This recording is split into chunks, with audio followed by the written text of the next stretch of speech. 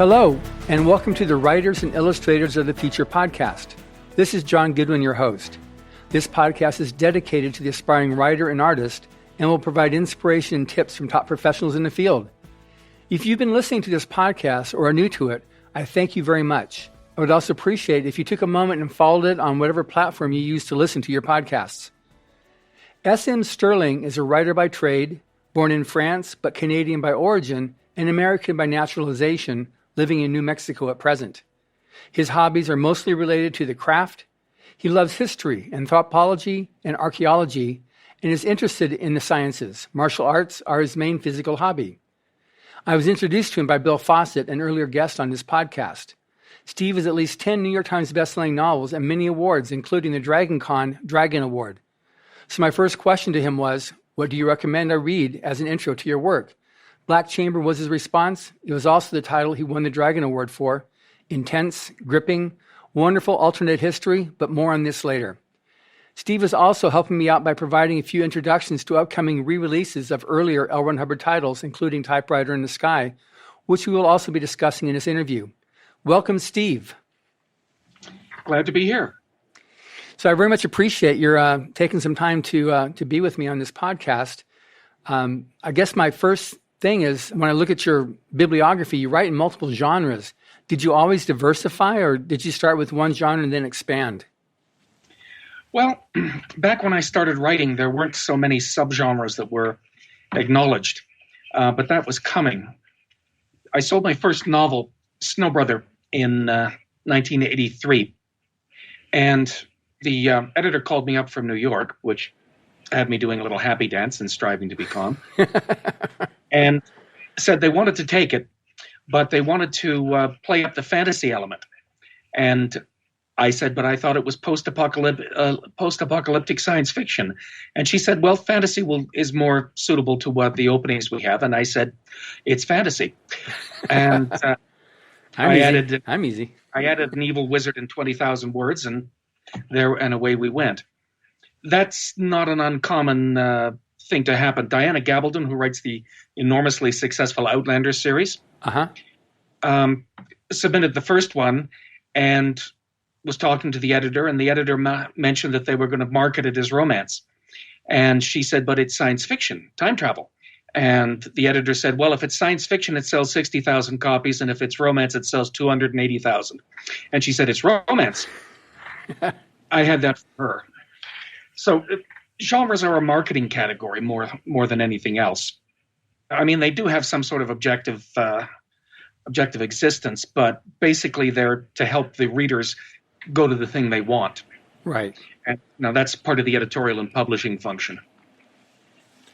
So basically, because you've got so many different series, I look at, you got the Conquistador and the Shadows of Falling Night and the Black Chamber and, just several different series. Is like, are these basically that same basic modus operandi, that it's just what the audience wants or what they have available to sell? Well, life's too short to try chasing trends if you're an author. And also, the delays inherent in writing and getting books published mean that by the time you catch up to a trend, it's gone somewhere else. So basically what I do is I write the book I'd like to read. I still read a lot of fiction, although less than I did before I started writing. And if I have a book in mind, if characters come to me or scenes come to me, I play with that, and if it develops, I go with it. Sometimes scenes and characters just pop up into my mind, sort of like a waking dream. But you can't count on that. The inspiration fairy is not always going to be there to sprinkle dust on your head. So if you're a professional, you have to be able to get right up to that level deliberately and consciously as well. So I write the book I'd like to read, and so far, a lot of people have agreed with me. Absolutely. So then, as you're talking about, we went over this earlier, and as preparing for this, you made reference to the inspiration fairy, but you also said that grinding hard work and research. How does that play into coming up with ideas? It's less a matter of, there's a subconscious element. I've always been a fanatical history reader. It's one of the miracles of the American educational system that it can make history dull. Because history is just full of stories. And also, there's a joke in the field that world building, which is the process of creating a world different from the one we live in, is good occupational therapy for lunatics who think they're God, because a world is too vast and too complex for any single imagination to make an adequate copy. So you're necessarily going to be taking elements from the real world, from history. One of the main differences between history and fiction is that fiction has to be plausible, but history doesn't. History is full of wild coincidences and the most grotesquely unlikely things happening. For example, in 1872, the American Civil War was reaching a crisis point. Britain and France were seriously thinking of recognizing the Confederacy, which would have doomed the Union's war effort. And they were waiting. Gladstone had actually written the speech in England, acknowledging it, and they were waiting for the next Confederate victory, and there'd been a fair number of those by that time. Lee was invading the North into Maryland, and at that time, a Confederate courier had wrapped a set of Lee's Special Order 191, which outlined where every part of the Confederate Army was, where they were supposed to meet up, and what his objectives and strengths were. And he wrapped it around 3 cigars. The cigars fell out of his pocket. It was picked up by a Union soldier. The Union soldier read it rather than just throwing it away and smoking the cigars, and got it to an officer. He handed it up. Eventually, it got to someone who'd gone to West Point with the person who wrote the dispatch, and recognized it as genuine. They got it to General McClellan. Now, McClellan was a great organizer, but really not a very good field general at all. And he said, once he'd read the order, if I cannot whip Bobby Lee with what is in these orders, then I will go home. Well, he didn't whip Bobby Lee, but he did manage to fight him to a standstill at Antietam. It was the biggest shock of Lee's career. And Lee withdrew after that. So the Confederates didn't have a victory. Gladstone and the Napoleon III, the French emperor, didn't announce that they were recognizing the Confederacy. And shortly thereafter, Lincoln came out with the Emancipation Proclamation, and that changed the whole international tenor of the war and made foreign intervention very unlikely. So you can say that the whole history of the United States came to a crisis point, and it was settled because someone didn't notice 3 cigars falling out of his pocket. Now, if I put that in a book, other than an alternate history directly referencing that thing that happened, there would be a chorus of, well, no, that's just implausible. You can't have the plot turning on a wild coincidence like that. But that's the way things actually happen. That's fascinating. That's really fascinating, but that's so true. Yeah, the same things happen. Harry Turtledove did a series based on that coincidence. It's the 191 timeline. It's alternate histories.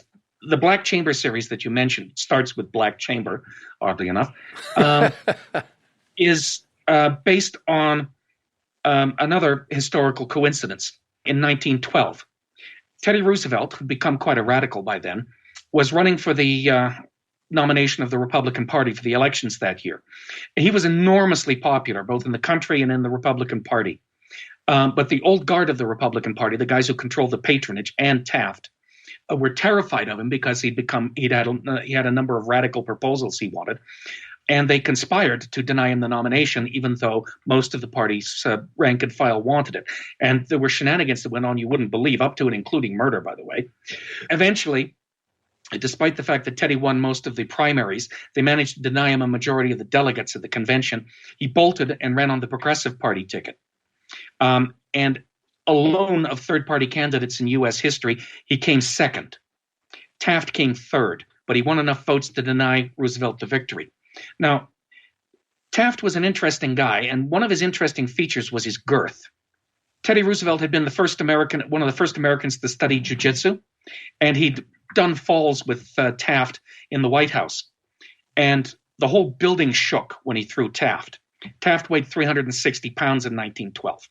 He had a special bathtub installed in the White House because he got stuck in the original one. But nevertheless, he lived a long life, and Teddy Roosevelt, who was a physical fitness enthusiast, died in 1919. So in my alternate history, Taft gets the news that he's lost the Ohio primary. Ohio was his home state, and vapor locks and dies in his sleep. Now, this was actually not in the least implausible because he was leading a very unhealthy lifestyle. He stress ate. because he was feeling very stressed going against his old friend Roosevelt in the campaign. And he put on 40 pounds on top of a very large total to begin with. So it would have been totally plausible, eating a rich diet, being grossly overweight, not exercising, that he had a heart attack. Now, at the same time, Taft's vice president, Sherman, was already sick. This happened in both timelines. He had Bright's disease, kidney failure, and he died before the end of the year. So with that happening, Roosevelt gets the nomination, sweeps the victory, which would have been inevitable. Wilson didn't win a majority in any state that hadn't been a member of the Confederacy. The Democrats were primarily a regional party at that time, and a southern regional party. He only won because the non-Democratic vote was split. Roosevelt sweeps in, renames the Republicans the Progressive Republican Party, and enacts a whole bunch of reforms, becomes very famous. This has add-on effects, and it changes the course of World War I. The Kaiser, who knew Roosevelt, he'd met him several times, had a severe case of Teddy envy, because Theodore Roosevelt was all the things that the Kaiser desperately wanted to be, but knew that he wasn't. Like, he was a military hero, he was a great political leader, he was enormously popular, he was a scholar who'd written works that were widely respected. So he tries to imitate Teddy. Teddy, on the other hand, is also imitating some things that the Germans were doing, like subsidizing scientific research. He founds an Institute of Advanced Research. Kaiser Wilhelm already had one. It was the Kaiser Wilhelm Institute. It's been renamed since, obviously. So he doubles the subsidy to his research institute, and that means that certain things are discovered a little earlier. And that affects history, and it spins out. And that's the background for my series, which is basically sort of spy thriller intrigue. I don't use Teddy Roosevelt as the main character. I've noticed that if you make a really high official, a national leader, the general in charge of a vast army, the main character, you've got a real challenge on your hands, because what leaders mostly do is go to meetings and listen to reports. Now, you can make going to meetings and listening to reports interesting, but boy, is it a challenge. Sure. Whereas people further down the tree actually do dashing and intriguing things by themselves.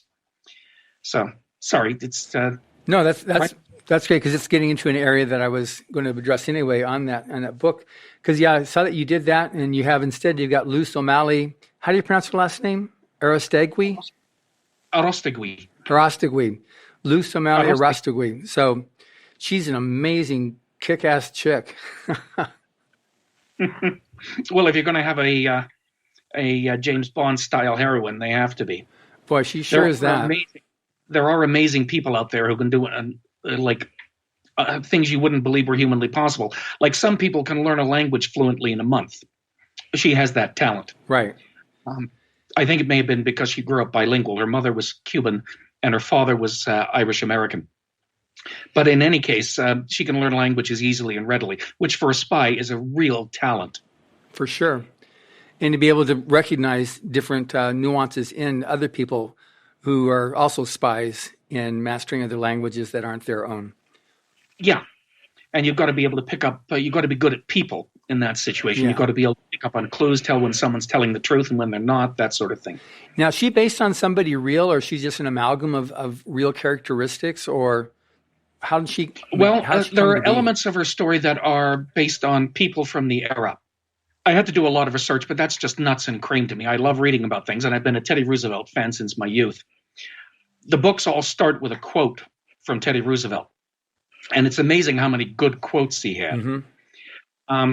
And then a prologue in which Roosevelt is a main character, setting up the situation. Correct. And then I transfer to Luz as the main viewpoint character, and I have an epilogue, usually when she meets Roosevelt, and they tie and ties up the knots.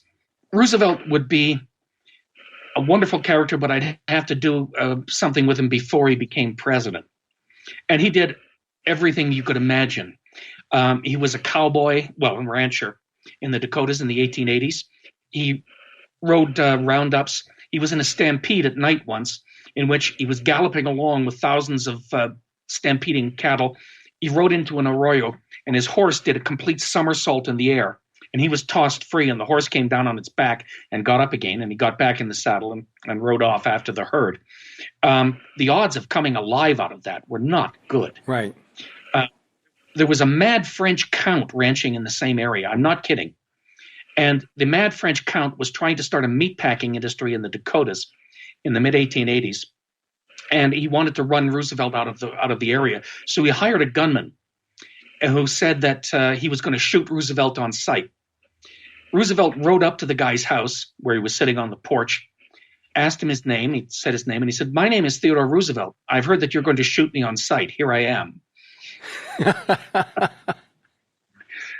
Yeah. Roosevelt came into a saloon. It was sort of saloon, tavern, inn, hotel, restaurant, about the same time. He'd come a long way. He sat down and ordered a steak. There was a drunken gunman shooting the place up at the time.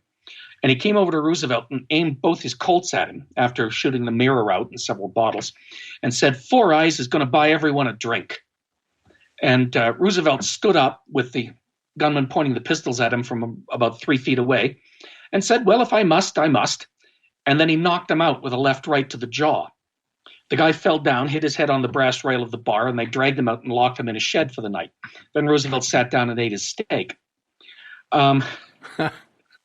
That's the sort of thing you can't put into books, or at least you have to be very careful when you do. So, he survived that. He survived leading the Rough Riders. 20% of the Rough Riders were killed or wounded going up San Juan Hill. Roosevelt had like 4 pairs of spare glasses on him at the time because he was blind as a bat like me without them. One pair was shot off his face by a Spanish 7mm Mauser bullet, which means that it was about 1 inch from killing him. But he went up and he survived. And that, of course, launched him to the presidency. And then everyone expected him, when he became vice president in 1900, to vanish because it was a political death sentence at the time. So Roosevelt had accepted it reluctantly. He'd been elected governor of New York. The Republican machine boss in New York at the time wanted to get rid of him because he was a reformer and the machine was thoroughly corrupt. So he started a draft Roosevelt for vice president campaign, much against Roosevelt's wishes. It succeeded. Roosevelt became vice president, and then McKinley got assassinated 4 months later. So we're talking another string of unlikely coincidences.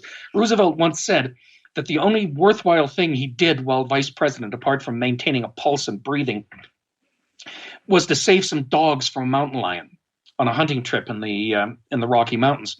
What he didn't usually specify was that he saved the dogs by leaping off his horse onto the mountain lion's back and stabbing it to death with a Bowie knife. It was a 215-pound male. It was a record cougar. The record wasn't broken until the 1980s. And he's the only president of the United States to leap on a 215-pound cougar and stab it to death with a Bowie knife. But he's also the only U.S. president who rescued a kitten from dogs while he was president and then walked around the White House neighborhood for 2 hours looking for a home for it. So really an extraordinary person. Very extraordinary. But you're right. That's like, it's too strange to be fiction. Yeah, or it's too strange to be fiction unless you're careful and don't do too many of that type of thing. Right. But, whenever someone accuses me of like having outrageous coincidences in fiction, I just mention stuff from history. Like World War I started because Gavrilo Princip shot Franz Ferdinand. He'd been part of a band of Serb assassins who were trained and sent in to Sarajevo to assassinate him. Only it was the Keystone Cops. One of the conspirators just lost his nerve and disappeared. One threw a bomb, but it missed. Gavrilo gave up and went to a tavern to have lunch. Franz Ferdinand decided to visit the people injured by the bomb. His car took a wrong turning and the engine stalled right in front of the cafe where Princip was just coming out. And then he shot Franz Ferdinand. And during the course of the rounding up of the conspirators, one took a cyanide pill, which they'd been given in case they were captured, but it turned out the cyanide was past its sell-by date and it just made him sick. And another one jumped into a river to drown, but the river was only 2 feet deep that time of year. So it was found floundering around in the mud. As I said, if you put that into a book, you'd have to really work hard to justify it. Right. That's amazing. That's truly amazing on that stuff. But this is good, and that's something that I think people listening to this, especially the aspiring writers or upcoming writers, I mean, this shows like having that type of research and that knowledge of fact can actually help on putting together fiction too. So like you can work out, you can help with parameters like that. Yeah, you have to read a lot of fiction too, because there's the craft of the business, making your characters believable, making dialogue believable. Right. And before this started, you were mentioning how the editing process for the podcast. Yeah. You do something very like that when you're writing dialogue. If you actually listen to dialogue, and one of the things I do is I listen to people's conversations. It's a good excuse for eavesdropping. And human conversations are full of lacunae, of sentences that aren't completed, of ums and ahs, of awkward pauses. You cannot put too much of that into written dialogue. Written dialogue isn't an exact transcription of human conversations. It's more of a editing of human conversation. You've got to put some of that stuff in, or the dialogue appears stilted, but you can't put too much in. Right. That's actually a very good point, and that's also part of just what you're saying. You've got to listen. You got to look and listen. Part of your research. Yeah, the saddest thing I meet is aspiring writers who've got talent and energy, but can't read their own stuff the way a stranger would. Because you've got an ideal version of your text in your mind when you're writing, and you try to get it actually onto paper or these days screens. And the way to do that is to come back to it a little later, read it, and distance yourself so you're reading it as if someone who doesn't have that ideal version in their mind is reading it. And that way you can see what you're doing wrong. That way you can improve yourself. There are some people who just can't do that. The ideal version in their head overpowers what they see on the screen. And that is very sad, because people like that can't improve. And there are occasional writers who start out really good, but I'm not one of them, and neither are most people who actually make it in writing. You have to be able to improve. Yeah, it's like, I guess, for me, the obvious thing is a person when he gets up in the morning and looks in the mirror and he poses a certain way, so he doesn't see that he's gained 40 pounds, and he doesn't see the this or the that. It's just he sees what he wants to see. And human beings are like that. They don't actually see their environment. They see bits of it overlain with stuff that's sort of in a file in their heads. Yeah. Which is why seeing a completely unfamiliar object is often very difficult. You have to look at it for a while before you can actually comprehend it, because it's not in the files. Right. Which is why the marketing tech of positioning became so powerful. When introducing new products, you have to it's like, a blah. So, okay, I know what it is then. So is this part of why you write, you have so many different series going so that you can then always maintain like a fresh, or it keeps you from getting into a certain groove that you can't break out of, because you've got so many different types of storylines going, it seems like. Yeah, that's always a threat. I have one very long series. It starts with Dies the Fire. Mm-hmm. It's a sort of spin-off of Island in the Sea of Time. And I wrote 15 books in that series. And I wrote other stuff in the interims, just precisely to prevent myself from getting stale and repeating the same tropes over and over again. That is a threat if you've got a long continuing series. One of the reasons I write a lot of alternate history is that you're setting things in the real world. And the real world is so various and has so much weird stuff in it that it helps keep you from getting too uniform, getting too much into a groove. That makes sense. Now, I also noticed too, like you've the one series, The General with David Drake. What do you find as different on writing with someone else as compared to just doing solo? Collaborations, yes. I did a fair number of collaborations, particularly when I was starting out as a writer. The publisher I was with at the time, Bain Books, favored them as a way of, you had an established writer and a younger writer, and they worked together. The established writer usually did the outline, and the new writer did the grunt work. Dave was much more established at that time than I was. He, in particular, showed me how to outline. Dave does books of 100 to 150,000 words, but he writes a 35,000-word outline before, detailing every scene. He's not what they call a seat-of-the-pants writer. Right. I am a seat-of-the-pants writer, or at least I was until then, and he taught me how to outline, besides which they were very good outlines, and I found it oddly liberating. I didn't have to worry about plot. I could just concentrate on making each scene as good as possible. Dave paid me the compliment afterward of saying that it was the book he'd have written if he had both our knowledge bases, which was fun. And I really enjoyed Dave's work, so we were very compatible. Some other collaborations were not quite as much. Anne McCaffrey, I wrote a book with her, and she gave me a 1-page outline for the whole book.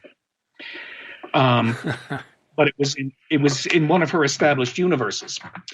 So I just read up on her stuff and attempted to operate in more or less the same way. What book was that? Because I'm an absolute fan of Anne. She was a dear friend.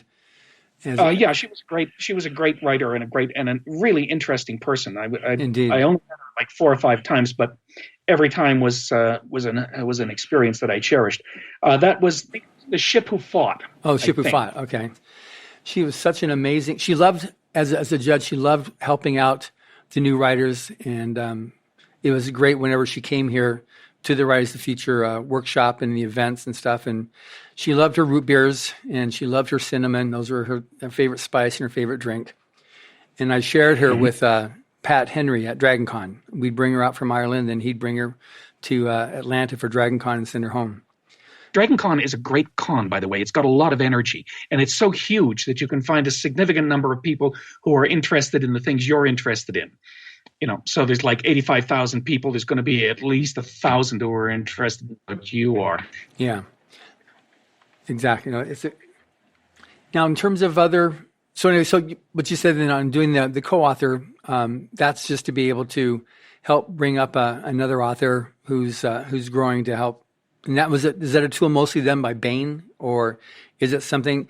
Because I've got certain. It happens occasionally at other publishers. Bain makes more or less a specialty of it. Yeah, because I know that Larry Niven and Jerry Purnell they loved working together. Sean Williams does a lot, but they do this stuff and they work it back and forth and have quite an industry with that. Yeah, Larry Niven and Jerry were equal partners, of course. Yeah, they're both very distinguished science fiction writers. I've done collaborations with both Larry Niven and Jerry Purnell myself. That's cool. And they were both extremely interesting to work with. Yes. Completely different, but very interesting. Yeah. I plotted one book walking through the hills over Jerry's hotel in the LA basin, and he had a pet that was a dog that was half wolf. He used to go along on the walks with us. That was interesting. I'm sure it was. So we've been going over a lot of things already on how to of writing, but any other particular advice that you have? Because you attend a lot of, like you said, you love DragonCon, and I agree, it's my favorite convention now. I used to go, and then I stopped for a while, and then when they restructured it back in the early 2000s, I connected back up again, and have really enjoyed it.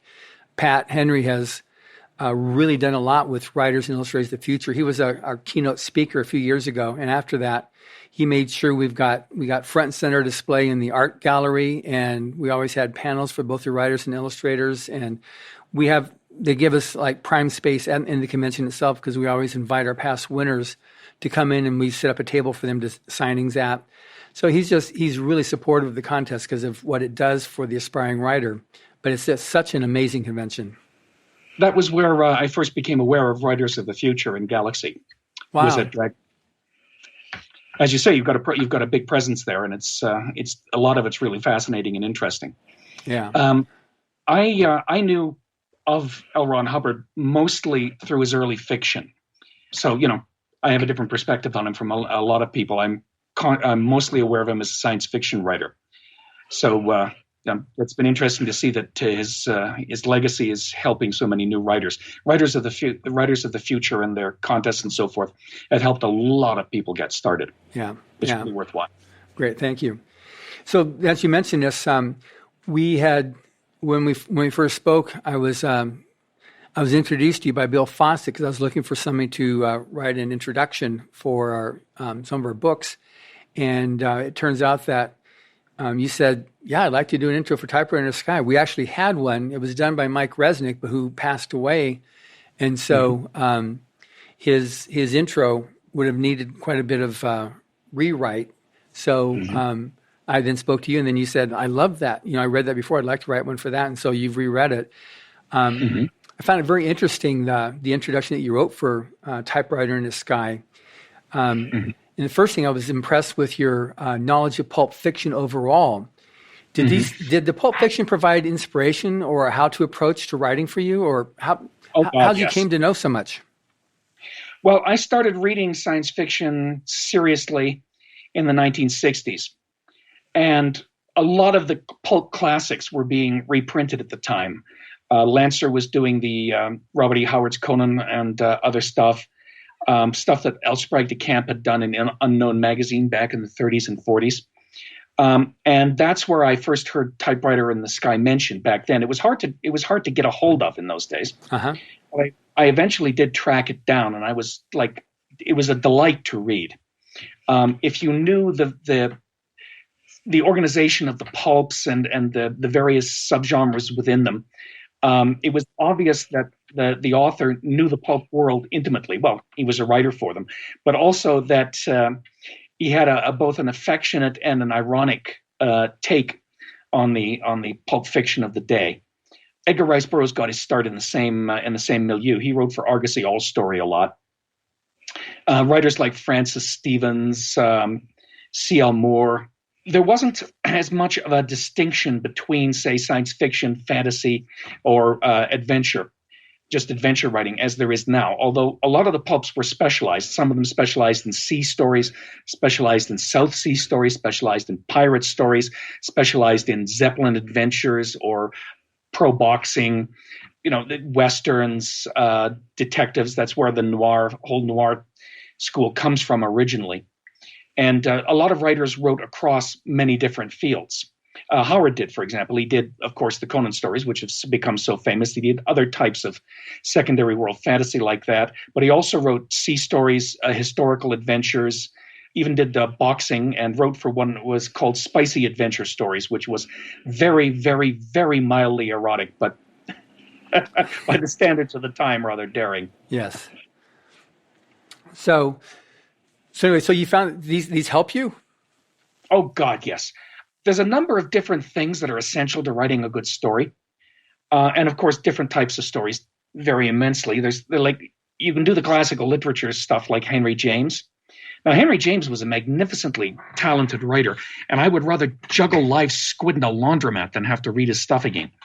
I haven't since I was assigned it in university. Right. It's just not my cup of tea. But you can tell, if you're a writer and you read his stuff, you can tell that the technique is like magnificent. Other writers get by on just having sheer driving narrative power. In some ways, they believe in what they're writing.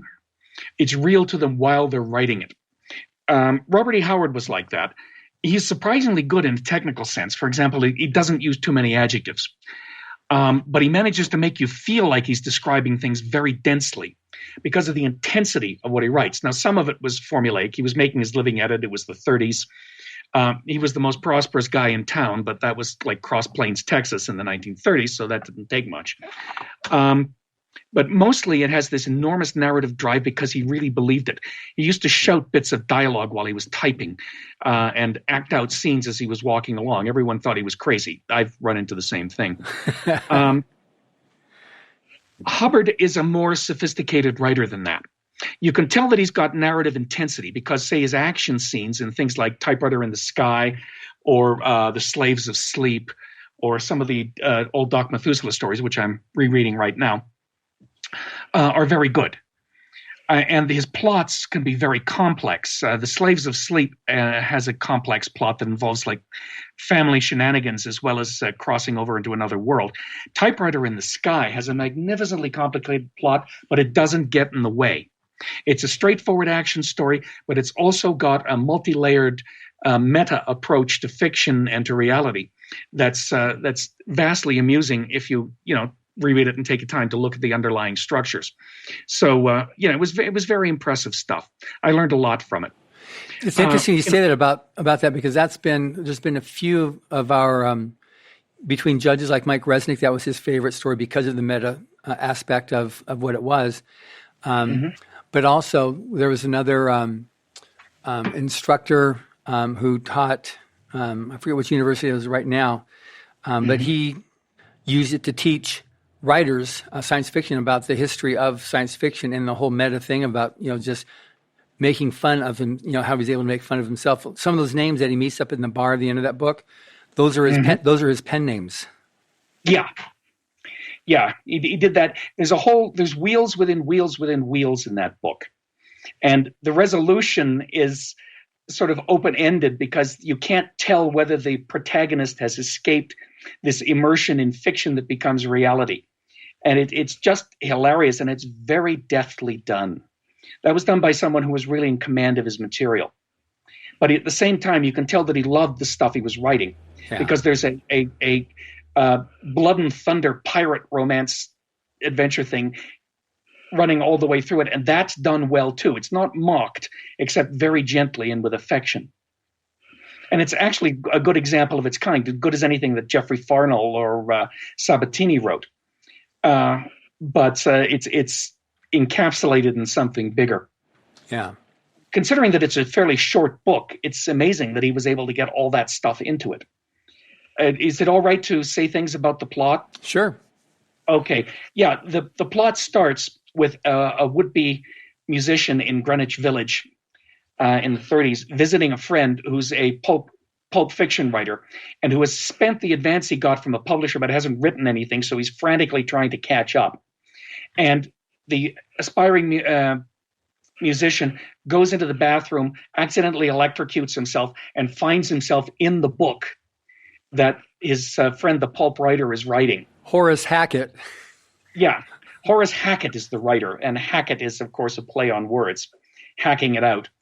And Mike DeWolf is the friend, and he ends up as Miguel de Lobo, a Spanish admiral in the 17th century Caribbean fighting pirates. Of course, the pirate is the hero, and Mike realizes that he's the villain, and he knows what happens to the villains in his friend's stories. So he frantically tries to not make all the stupid mistakes that villains in his friend's stories do. Once he realizes that he's there and can somehow speak Spanish fluently and everyone recognizes him as the admiral. And every time he's about to pull the fortunes of Miguel de Lobo out of the sink, he hears a typewriter writing in the sky, and either it skips ahead and everything's been wiped out, or people don't respond rationally to what he's saying, and he's straight back into the build-up to the conclusion where the pirate hero destroys him. So he finally figures out a way around it and gets back to New York City. And, well, first he manages to make an escape with a considerable amount of treasure and the girl. And then he gets back to New York City, and he's so relieved. And then he wonders, how do I know I'm not in a fiction now? And he looks up and tells himself, am I really seeing this giant godlike figure in a tattered bathrobe writing up there? It's marvelous. It's just hilarious. It's a really good piece of work, and it's a good story, and it's also a meditation on story and writing. I can't recommend it enough. Great, thank you for that. That's great, and I've enjoyed it, as you said, when you're writing the introduction, you're in your own bathrobe. Yeah, I was writing in a tattered bathrobe too. So there are things about that book that will appeal to anyone, and there are other things that will particularly appeal to writers, particularly if you're doing genre fiction. I mean, the field has changed since the 30s and 40s, of course, but certain things have not changed. Yeah. Which is why, like, doing this podcast is really important, so that it lets the writers know, like, okay, here's, the big writers, everybody I've talked to who's a major influence in popular fiction, they read a lot. It's so important. You can't write stuff without reading and knowing, your roots. Where does stuff come from? And you take a look at the modern movies of today, going back even to Star Wars. That all came from Pulp Fiction. Yeah. That came from Pulp Fiction, science fiction in general, adventure fiction. The Indiana Jones movies were a meditation on the serial adventure movies that were common up until the 1950s. I've seen a couple of them. They used to replay them at the school in my neighborhood in the early 60s. I was convinced I was Ming the Merciless for a while. I had a vivid imagination, let's say. I was telling people stories when I was 6 years old. I wrote my first book, tried to write my first book in my teens, and it was more or less a sort of mashup of all the authors I liked. It's what they call fan fiction these days, but of many different writers. And then, when I got into high school, my last years in high school, I had the only writing course that's ever been really helpful to me, apart from opportunities to read things. The teacher had 3 of us, and he said, "You're going to write a book this year." And he gave us paper, and he said, "We'll meet once a week and read what each will read out what they've done, and we'll talk about it. And if you have problems, come and see me." And I wrote a book that year, and when I was about, I think, 17. And it was a terrible book. It was still more or less fanfic and pastiche, but it was vastly improved, and just writing it taught me enormously valuable things about the craft of writing, and so did discussing it with people who were in the same in my shoes too. I've always been grateful for that. Most people don't get that sort of opportunity. For sure. Some people make bigger progress. There's a friend of mine, Patricia Finney. She's a writer mostly of historical stuff, but also some science fiction. She's English. And she wrote her first book, Call of Gulls, and followed by The Crow Goddess. They're historical fiction set in the heroic age of Ireland. Cuchulainn is one of the heroes. She wrote that at 17 and had it published while she was at Oxford University. Now, I just turn green with envy every time I think of that, because that's actually a very good book. And I spent years tracking down the sequel. I finally, by correspondence, managed to locate a copy in a used bookstore in the South Island of New Zealand, and paid money I couldn't afford at the time to get it. And it's really, really good. She's doing some marvelous stuff now. She also publishes under P.F. Chisholm, stuff set in the Elizabethan period. And she really knows the history there too. And you would not believe some of the history of that period. Wow. Like, you know that a lot of the guns in the Spanish Armada were actually bought from England? Really? Wow. Yeah. The Spanish had a terrible shortage of good cannon, and the British were exporting them at the time. So they sold a lot of them to the Spanish, but most of them were subtly sabotaged. Wow. So the English crown was collecting the export royalties on these guns, and at the same time ensuring that a lot of them would blow up if you tried to use them. Well, I think that stuff probably still goes on. Elizabeth I is another one of my heroes, like Teddy Roosevelt. And, she was a lot like her dad, Henry VIII. But Henry VIII never learned discipline himself. He was smart, and he had a forceful personality. Strong men would still blanch and shake when they walked past his portrait years later. But he couldn't discipline himself. He couldn't control his impulses. His daughter Elizabeth, who looked like him, she was a redhead like he was, and she had a temper too. And she was also very intelligent, but she used her intelligence and used her own temper as instruments of rule. And of course, she was one of the most successful monarchs in British history, and he, to put it mildly, was not. Famous mostly for chopping the heads off princesses. Right. If she hadn't been able to control herself, she would have been executed during the reign of her sister Mary and that sort of thing. And she was almost infinitely patient. That was why she eventually won her confrontation with Philip of Spain. She could wait, and she knew exactly how long to draw things out. And, Philip had a much bigger country, much richer. Spain ruled enormous whole continents at the time, and the British were a primitive kingdom on the edge of nowhere. But she tied him down and tired him out and exhausted him while not exhausting her own country. It was a magnificent bravura performance, but it was subtle. You don't think of the Elizabethan era as subtle. There's people like Drake and Hawkins, but she was subtle. Wow. She was a spider. Yeah. And everyone underestimated her because she was a woman, of course. For sure. And she took advantage of that every time she could. Yeah. So now, when we have, so we've got the aspiring writers, and so now you're obviously a full-time author who you make your living with your writings. How did that progression go? When you started, obviously you weren't making your living as a writer, but you're moving that direction. Can you briefly describe your timeline so other people who are aspiring to be in a position where they can live off the fruits of their writing? Okay. First, there's a large element of luck. Writing is one of those professions where there are millions and millions of people who want to do it, but only a few thousand actually get to. I think there's about 5,000 or 6,000 full-time fiction writers in the United States, and that includes all branches of fiction. There are tens of thousands who get published but actually have a day job. So one of the mottos of the beginning writer is don't quit your day job. But there are millions of people who think they can write.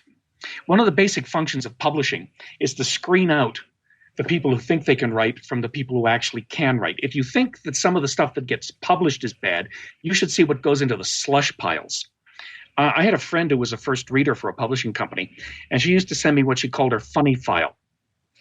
600-page epics about an undersized paper bag from Louisville, Kentucky, who had self-esteem problems because he was smaller than the other paper bags, so went on a journey to find himself. I'm not kidding. Wow. There was another one about a guy who was shipwrecked on the Sea Islands off the coast of Georgia as a child and raised by the family goat. I quote, "Being raised by the family goat had took its toll of him." So one of the first pieces of advice I give to aspiring writers is, do you desperately need to do this? If you don't desperately need to do this, you don't really have much chance because you're going to meet a lot of rejection. The other thing is things like reading a lot, listening to your own work and trying to improve it. Writers groups can really help. They've helped me. I've been in a number of them.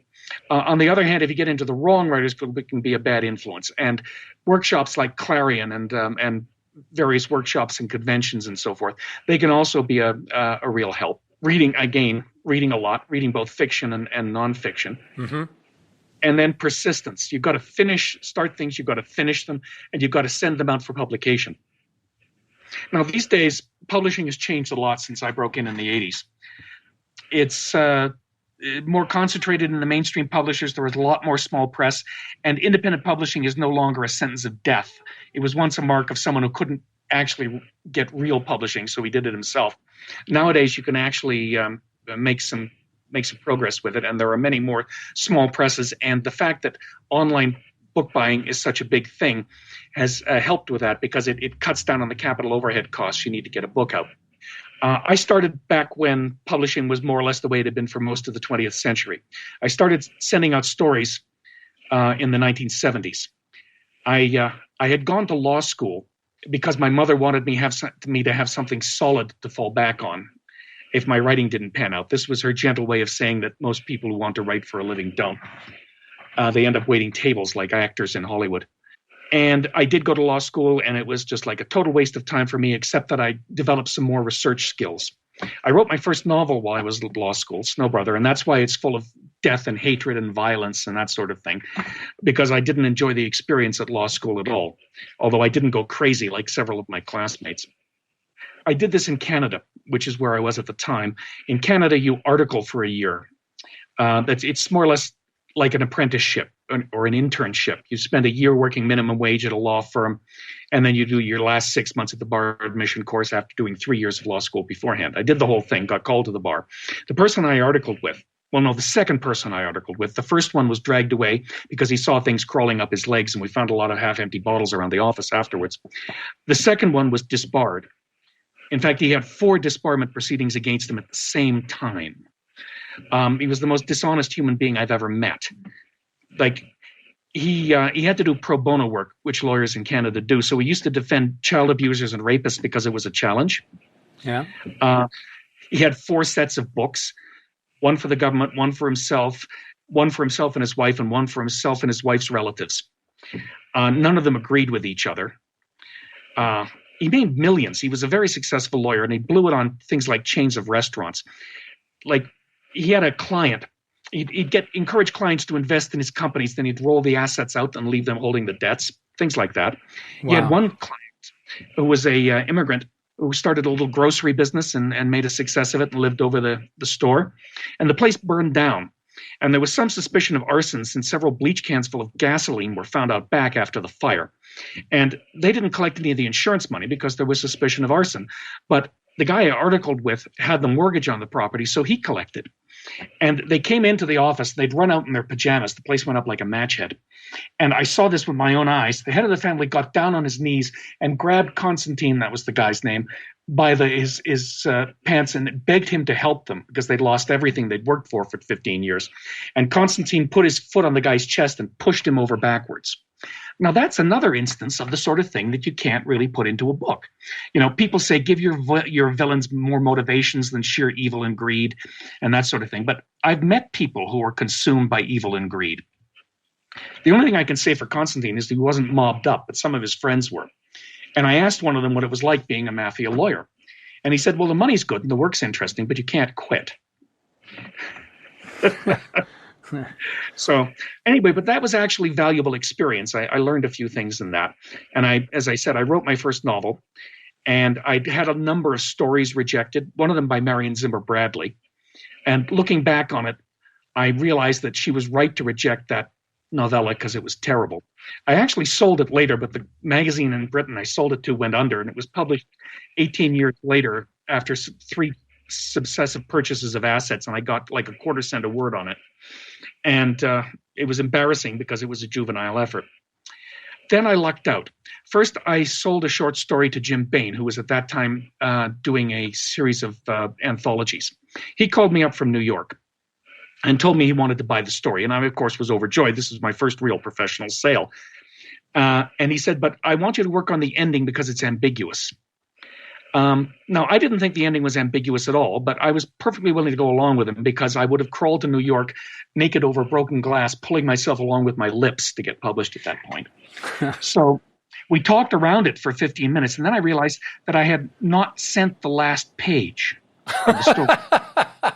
And, this was hard copy submissions in those days. And by God, without the last page, the story was ambiguous. So we cleared that up, and he published that. And then I did my first novel, which Sheila Gilbert, who was then at Signet NAL, bought. I think I told you that I had to change that to make it more fantasy, put in an evil wizard and an extra 20,000 words. Yeah. And at that point, I thought I'd broken through into the broad sunlit uplands of writerdom, and I had a rejection slip burning party. I invited all my friends over, and I took a German helmet that my father brought back from Europe after the late great unpleasantness, and I put all the rejection slips in the helmet, and I set it on fire. I've still got the ashes. And then Sheila Gilbert left Signet NAL and went to another publishing company, Daw. And we'd had a verbal understanding that I would write a couple of sequels to the book. And I was beavering away on those, and 6 months later, and I hadn't heard, and I called up and got in touch with the new editor, who said, oh, I'm sorry about that. We bought some Arthur C. Clarke reprint rights, so we're bumping some of our mid-list, maybe next year. So oops. I wasn't working as a lawyer, because after articling with the guy who was disbarred, Constantine was, you couldn't, I applied for a few positions, and they'd ask me, who did you article with? And I'd say, so-and-so. And they'd say, oh, so-and-so. Don't call us, we'll call you. So I was doing odd jobs. I spent 5 or 6 years doing various types of work. I picked tobacco for a summer. I was in a migrant workers barracks. I did a lot of temp clerking jobs, some of them at law firms. I was a bouncer for 2 nights. I quit. Not because of the violence, but because I was puked on both nights. That's what happens if you take a belligerent drunk and grab them around the waist and start hauling them out. They throw up on you. That denim jacket was never the same, and I liked that denim jacket. So I quit that. I was getting by hand to mouth. The thing about that is it's a traditional stage in a writer's or any artist's career. They look back on it, and they look back on it with affection, at the crazy things they did to make a living, at the horrible places they had to live, at the weird neighbors they had, and I had some weird neighbors. But the thing is, at the time, when you're doing the odd jobs, you don't know that you're going to make a success of it. You have no assurance that you're ever going to break through and actually manage to make a significant income from your writing. I did. I wrote my first book. I met my wife, Janet, at a World Fantasy Convention. We courted at 2 other World Fantasy Conventions, and I proposed at the World Fantasy Convention in, I think it was Memphis, Tennessee.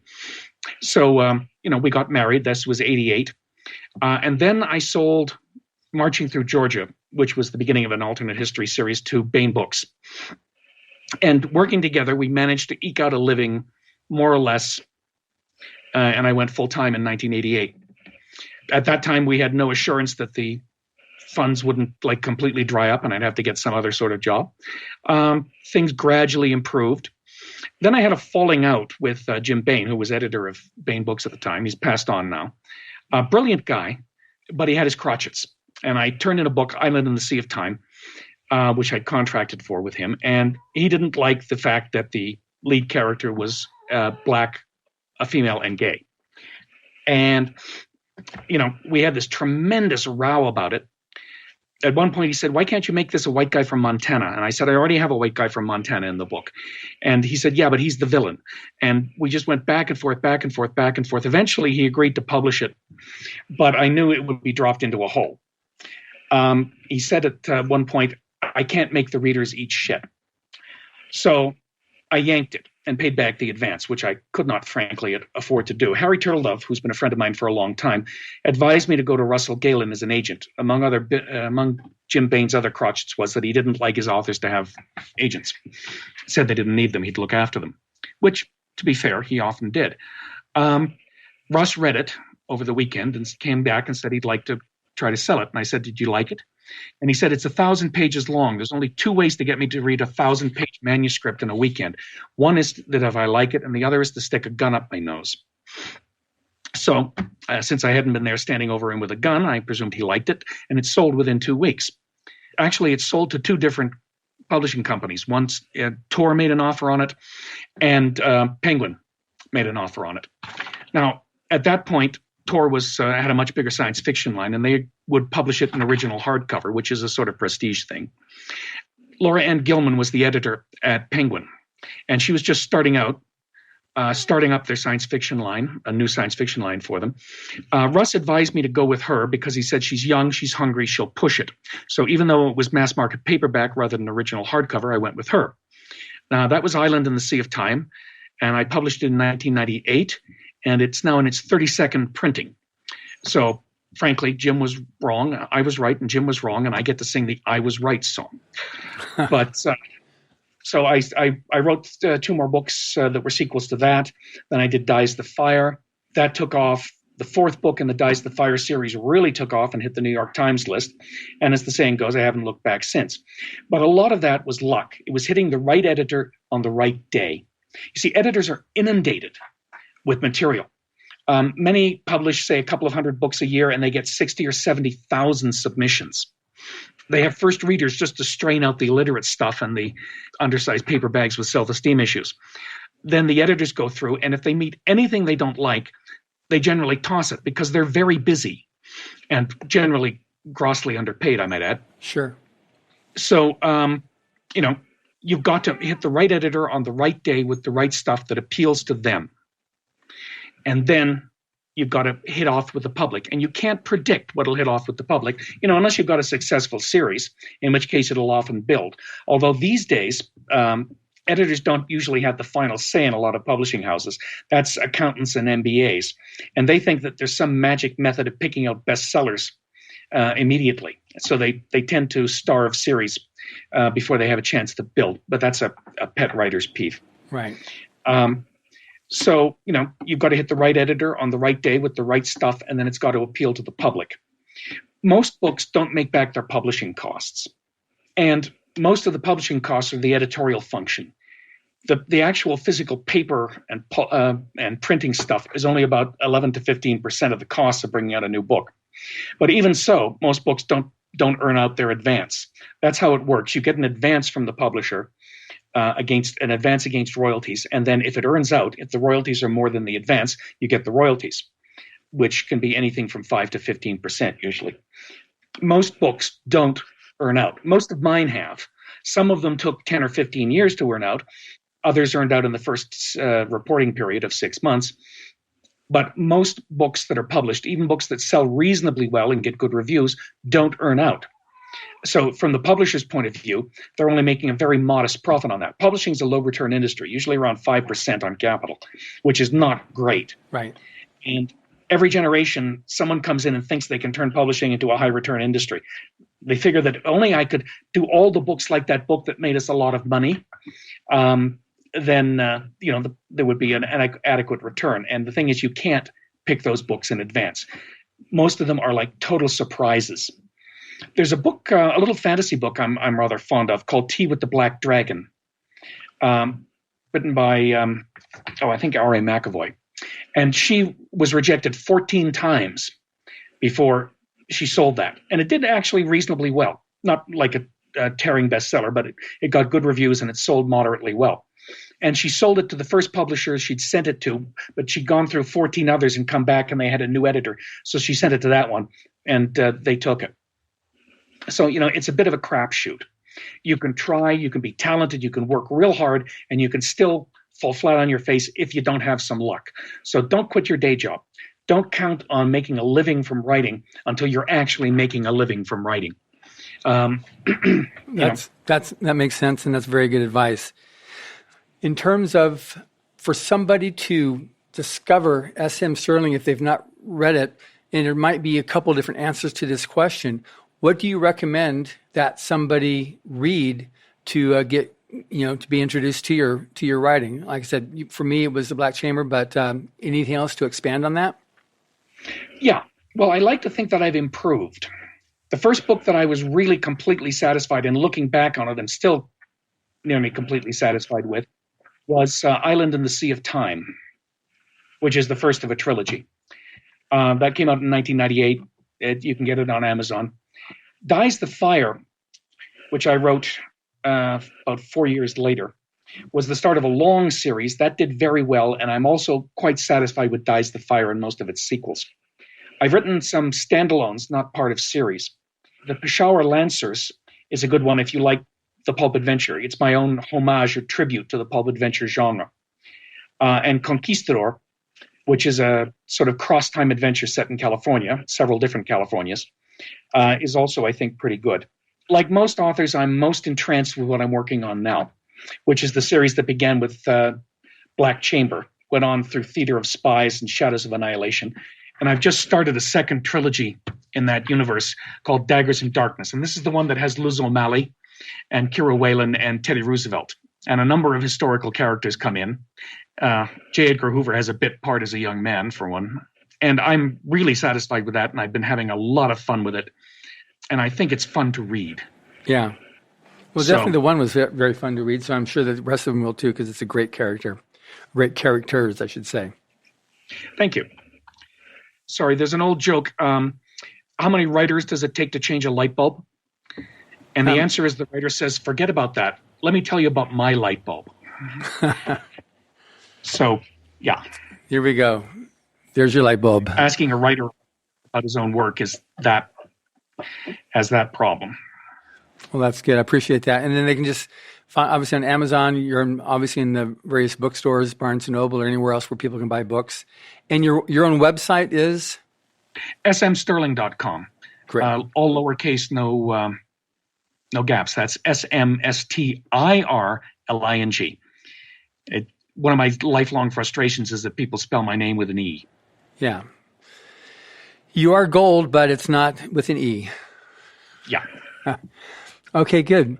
Well, thank you very much, Steve. And thank you for listening to this podcast. You can listen to the Writers of the Future podcast wherever you get your podcasts. We've also been syndicated on the United Public Radio Network, where you can find these podcasts as well by just typing in Writers of the Future. Again, I highly recommend you read the Writers of the Future series. These are, after all, who our judges have selected as the best of the best new writers and artists. They can be found at writersofthefuture.com, at Amazon, or wherever you get your books. And also, as Steve was mentioning on Typewriter in the Sky, you can find that on Amazon as well. Writers and Illustrators of the Future are contests created by L. Ron Hubbard to provide a means for the aspiring writer and artist to be seen and acknowledged. It is free to enter and open to amateur short story writers and artists of science fiction or fantasy. Again, thank you very much, Steve. You're welcome.